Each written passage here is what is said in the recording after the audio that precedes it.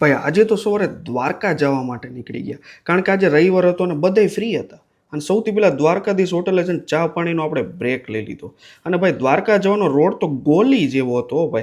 અને થોડી જ વારમાં છે રિયલ લાઈફનું કેજીએફ આવી ગયું. અને તમે ધીરુભાઈની જેમ બે આંગળી ગાલ ઉપર રાખીને ફોટો પડાવો ને એટલે ગ્રોથ મળે જ. આવું અમારા સોસાયટીના પગીબા પાકીએ છે.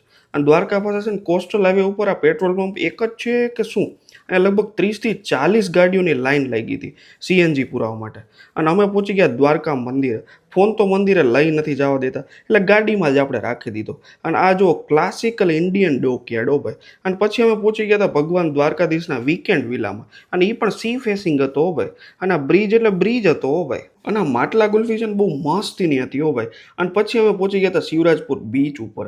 અને આ દરિયામાં નાહવાની મજા બહુ આવતી હતી હો ભાઈ. અને બહાર નીકળવાનું મન જ નહોતું થતું. અને પછી અમે પહોંચી ગયા ઢોસા હાઉસમાં. અને મસ્ત મજાની પાઉંભાજી ઓર્ડર કરી દીધી. અને ફૂડમાં 10 on 10 હો ભાઈ.